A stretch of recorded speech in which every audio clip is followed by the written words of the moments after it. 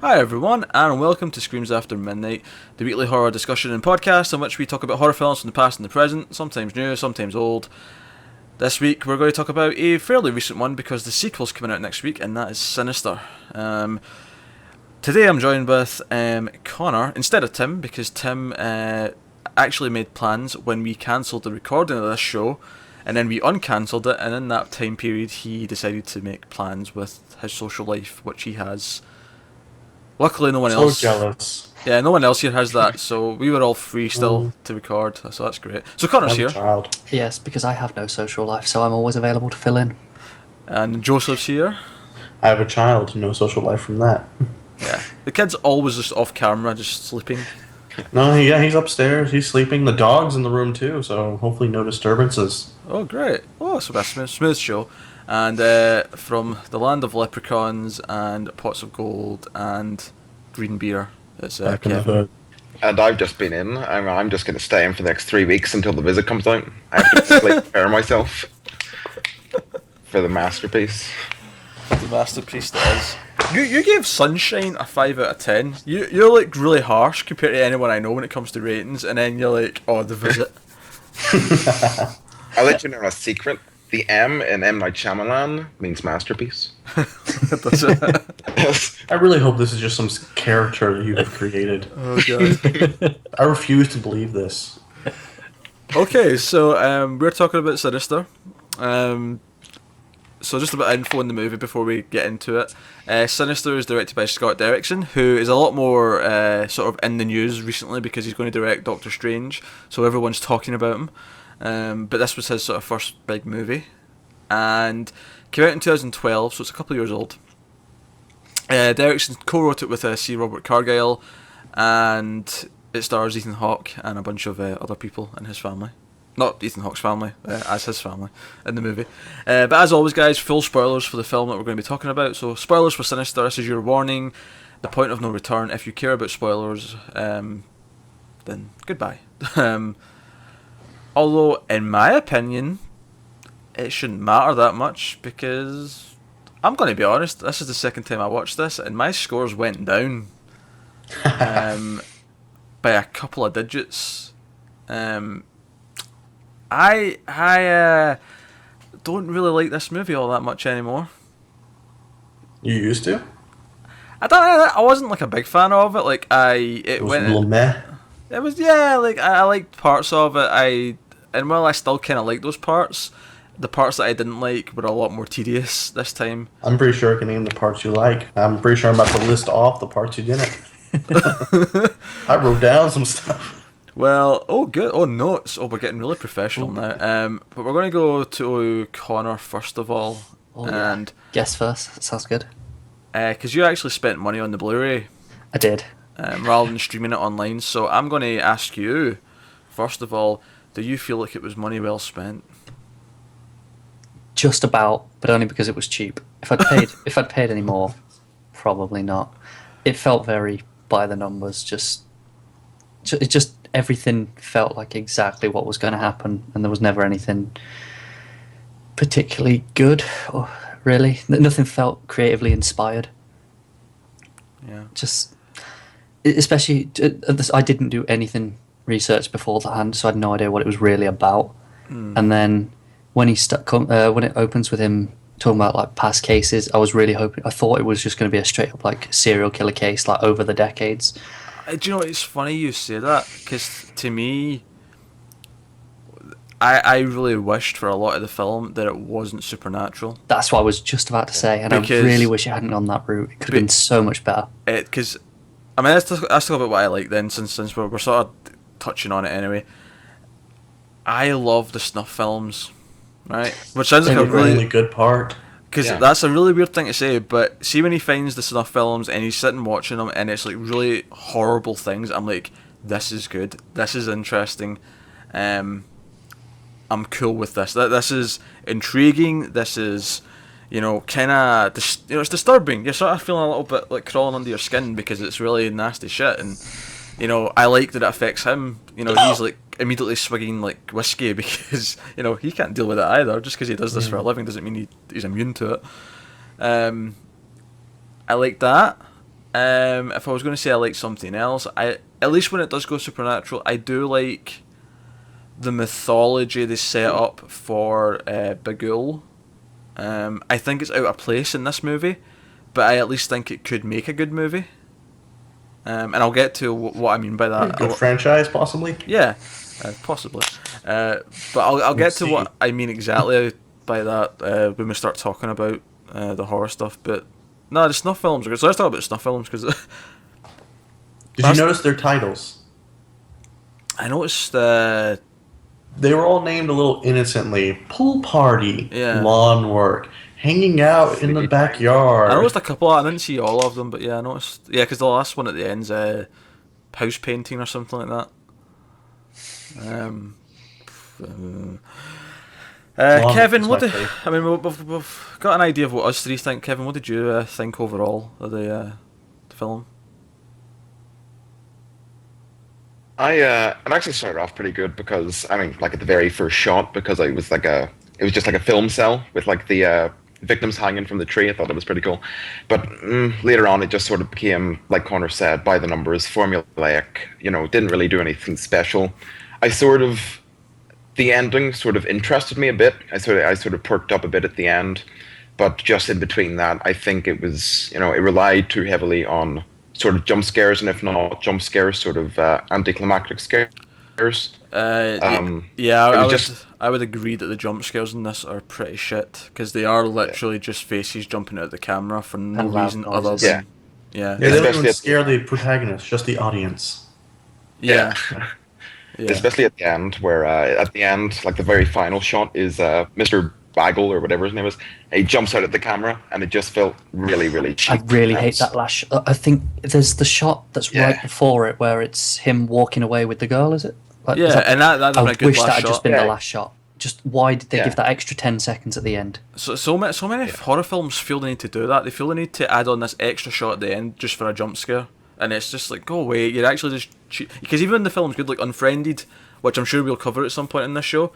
Like really great movie, like pretty much all the way through, and then the final 5 seconds are like shit. It's like to hell with you, to hell with you. And this wasn't particularly good before that, but yeah, that final scene, if you can even call it a scene, that final shot, isn't just cheap, very cheap. But that wasn't the only cheap scare in the film. There's plenty of those. No. And that was really my problem, like going through it, and it was really noticeable the second time through because the first time through I didn't like the horror stuff. Like I loved the snuff films and some of the backstory stuff, but every time it got to nighttime and it was like him like wandering through the house and there was like some noises, or there you go, Joseph's got his list. Right, every time it got to that stuff, it was so uninteresting because I actually thought when the movie started it was fairly well directed. Like the shot, like following him going through the house as they're unpacking, the shot of the cop coming up in the car. I'm thinking this is actually decently directed. There's a little bit of style here, but as soon as it gets to the scary stuff, it's like direction just didn't know what to do. Like I like the scene where he's the scene sort of the final sort of scene where he's walking through the house and he's scared, and it's like all the little kids like sneaking about like the ghosts. He never sees any of them. And Just hears little creaks. Yeah, he never sees any of them, and it's just us watching them. It's like there's no tension to it whatsoever. It just feels weak. Like it's just missing something. Do you know what it is? I actually say that this is how I'd put it.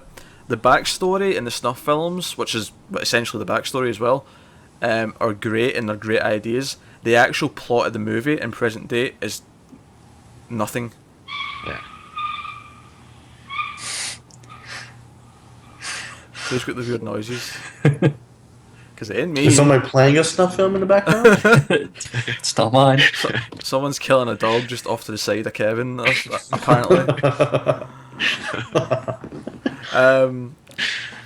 But yeah, like the present day plot of him researching the book, kind of just doesn't really go anywhere. Like the entire present day plot is him finding the films, which is fine, and then just hearing bumps in the night, and it never really escalates, and the entire thing's kind of like it builds to nothing, because even when we get to the ending and it reveals the twist that it was always the one kid that went missing that was the actually performing the murders. Even when that finally happens and the girl kills them, you don't see it. It just cuts away and like then it's The hard film enough. disappears. Yes. Yeah, and it's like, well, okay, like you just teased something for the entire movie and then didn't pay it off. You did it off camera. It's disappointing.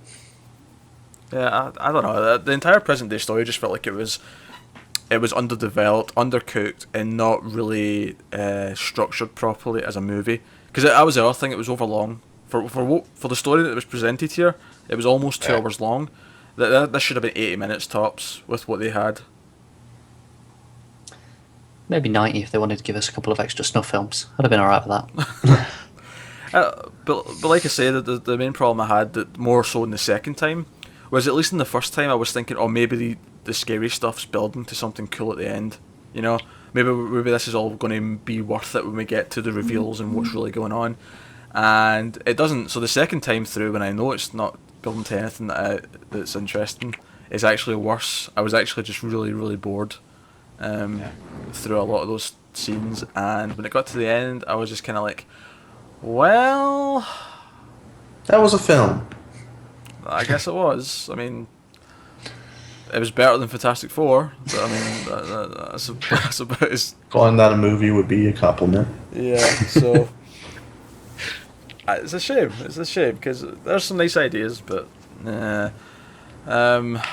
Right, Joseph, let's get some more of your list then. What else you got? This is one of my main problems with this whole film was it is very cliched. As you already said, it was formulaic.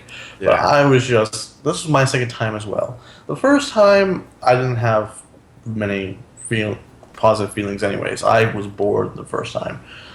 Kind of going in and out, not concentrating. So this time I decided to give it my full attention.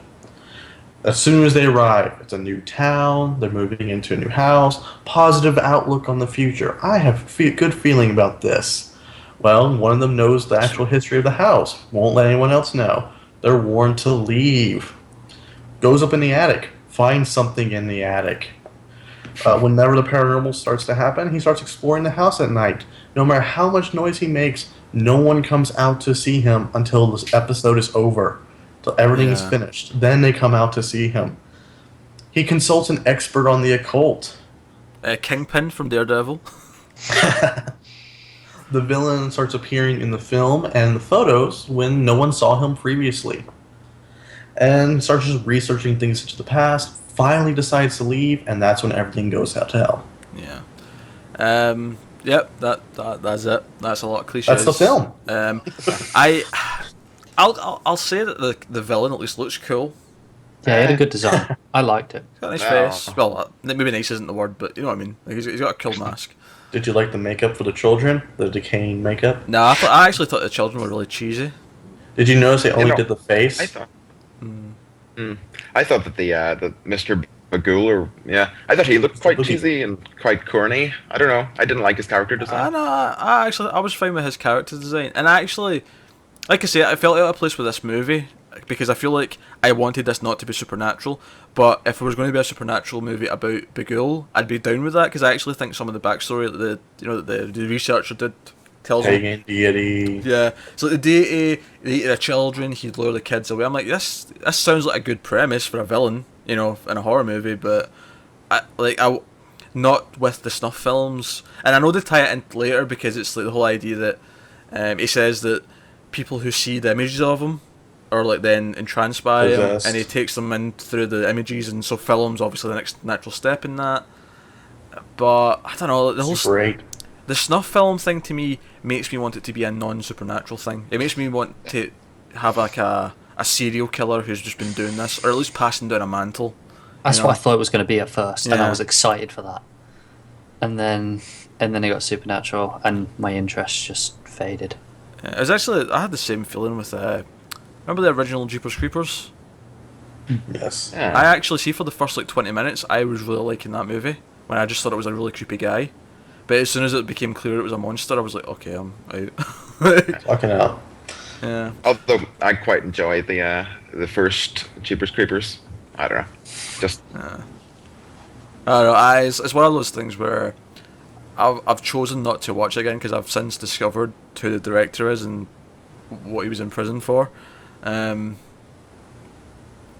He he sexually assaulted a young actor, a male actor who was like, I can't remember the exact age. He was like 13 or 14. So Lovely. yeah. Oh, Do you want to defend Jeepers Creepers some more, Kevin? Yeah. So that's that. But yeah, I was just kind of frustrated this entire time. Like, you know, we have this whole plot. yeah. with... It just felt that. On you go. Oh no! It just felt like it was wasted potential. You know, just it could have and it should have been. And Kevin's internet's starting to let him down. yeah. You were breaking up quite a bit there. Connor, anything you'd like to? Any other thoughts you had about specific things? The music. As I'm a music guy. Yeah, And, that's true. for about 80% of it, I'd say it was fine. It was nothing special. It was very like cliche horror music, but you know, it worked. Then there was a few points where it really bothered me. One of them specifically was, maybe an hour or so in, where he's editing the footage and to find the images of Bagul in the film. He's on the laptop, and the music's building and building and building, and it even has this massive sting right at the end, but there's nothing happening. It's not building with anything on the screen, and it makes no sense at all to me. Yeah, The scene just kind of fades out. It's just try to create tension, but there's not really. There's nothing to create tension for. Yeah. That seems to fit the movie. It's true. I describe a lot of the film, to be fair. Yeah. I actually had a problem. Like, jump scares obviously are meant to be loud because that's what this jump is. But it actually really bothered me. Like, I really noticed just how much of a difference in like the jump scares in this movie were louder than anything else in the soundtrack by a mile. Yeah. The lawn work snuff film, very quiet. That how loud it something went as the lawnmower ran over the person's face. And I liked like that snuff film. I thought that was a really cool. Yes, cool death. But again, how loud it went. Yeah. The very first bit was, I had my speakers on. I was watching it like 1 o'clock last night, and I had the level set, and it was fine. And it got to the very first bit where the kid's in the box and he's screaming. Yeah. And suddenly it's like, oh, turn those down. Yeah. It's just out of nowhere. It's super loud. And unfortunately, the trailer for the second one seems to be carrying that on because the trailer for the second one literally just ends with a scream. On a loud note. That's film on the Super 8 camera. And I've seen that trailer a lot. Like, it's played before almost every movie I've seen for the last 2 months. Especially every film we've gone to see for the show. Yeah, and I am kind of sick to death of it. At this point, I'm not looking forward to it. Don't get me wrong, it's entirely possible that the second movie will be better. Like, they might have more fun with it. They might, you know. Is it the same director, writer team? I don't. It's definitely not the same director. As far as writer goes, I don't know if the other guy Cargill's involved. I can check. Come on. But like, I don't know. And it looks like it's going to be part sequel, part prequel, because it looks like there's like some stuff set like 20 years ago or something like that, maybe 30 years ago. No, I was worried that one of the kids seemed to look very familiar as one of the ghost children. Yeah. Actually, no, it is the same writing team, funnily enough. But a different director, because obviously Derrickson's busy. Also, it is a different director. It's a different director, but it's the same writers.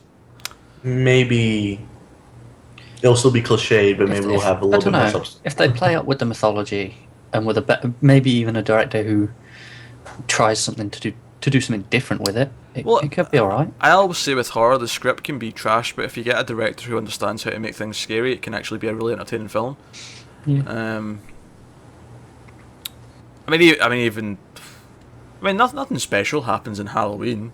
I mean, that's a movie that's all in direction. Yeah, that's true. You know, there's a lot of things like that. But it's safe to say none of us are feeling particularly optimistic. And Connor, the lucky bugger, doesn't have to go see it. Well, I'm going to anyway, because I'm being kicked out of my flat on Friday. That's because the spirit. the fire department next door is co-opting my block of flats to perform training. So I'm kicked out for a few hours on the afternoon. So You just why suffer with not? us. Yeah, I've come this far. Excellent.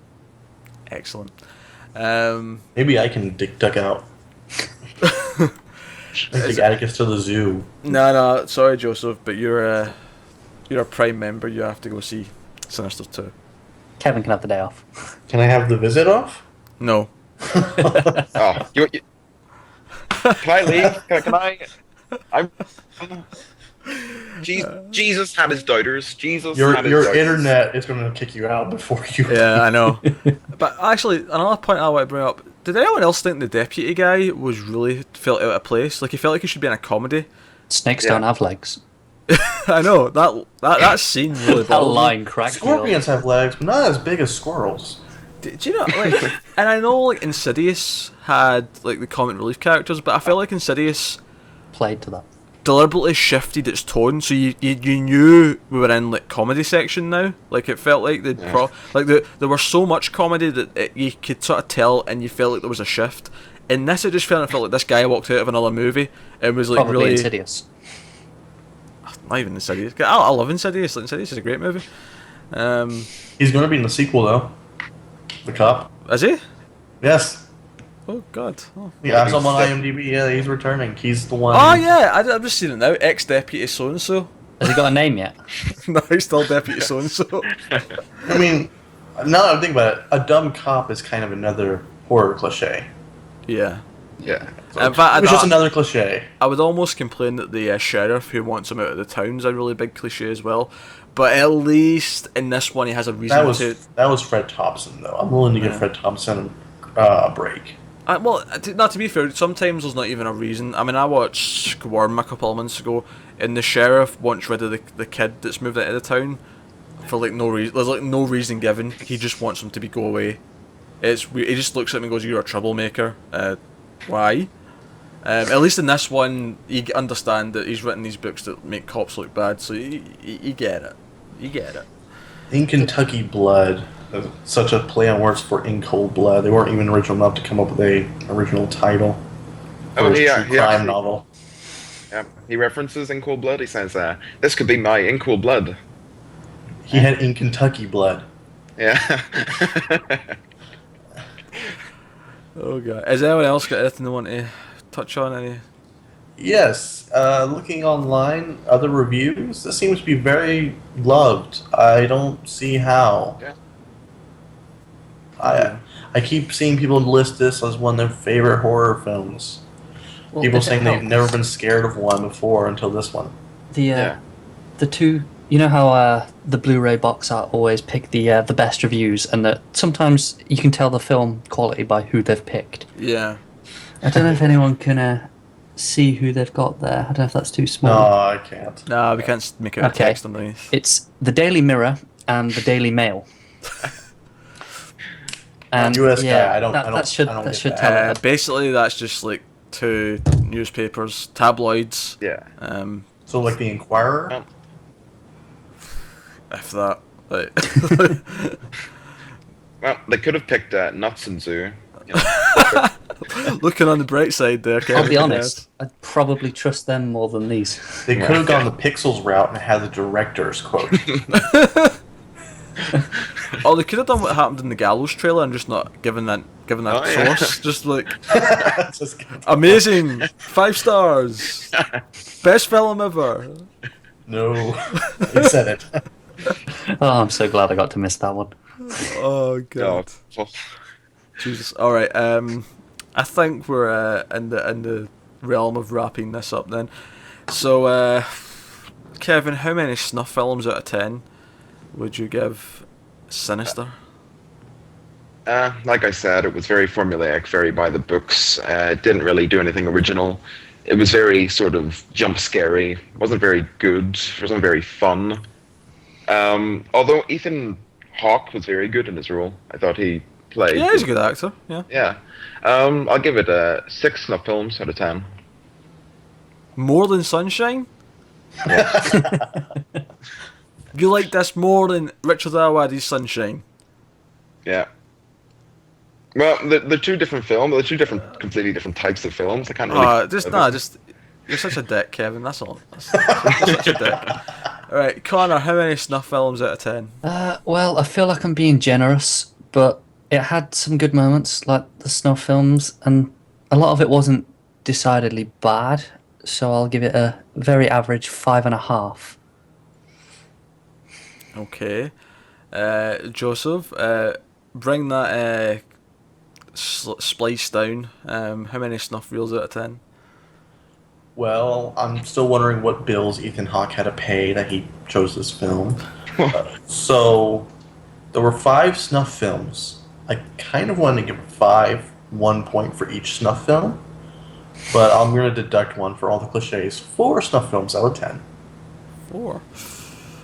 Yeah, it's funny that like Kevin said it didn't do anything original, and honestly, I don't need my horror films to do anything original. I just need them to be, Interesting. yeah, interesting. That's exactly it. I looked at my rating that I gave this after I watched it the first time, and I gave it a 7, and that has tanked. Now That's way too generous. Yeah, I don't know what I was thinking. I must have really liked snuff films that first time, but this second time, I'm tempted to say 5, but I actually think I'm going to go with 4.5 snuff films out of 10. Wow. So I'll hate the most. So 4, 4.5, 5. I was 5.5. 5.5. Oh, sorry, and And 6. It's got to average it dead on 5. Yeah. Okay. So Sinister is thoroughly mediocre, is what we're saying. Thoroughly mediocre, which is not a nice thing to say about any film. But that's Sinister. Next week we will be checking out Sinister 2. It'll be in theatres this weekend, so we're all going to go and check it out. Tim will be back to give his thoughts on that, and probably a little bit of the first one, since he rated it much higher than us. 4 stars on Rotten 4 Tomatoes. stars. So translated to our 10-point system, that's 8 snuff films. That's madness. Maybe we need to speak to Tim about this. Maybe we need to slaughter a goat in his honour. Alright, so that's Sinister 2 next week. This has been Screams After Midnight, the horror podcast here on Mailed Fuzz, the podcast network. If you want to find Joseph elsewhere, our guest, on the internets, where can people find Joseph? I'm always found on jkohler_93 on Letterboxd or Twitter. Cool. If people want to find Kevin, the Dick, where would people find him?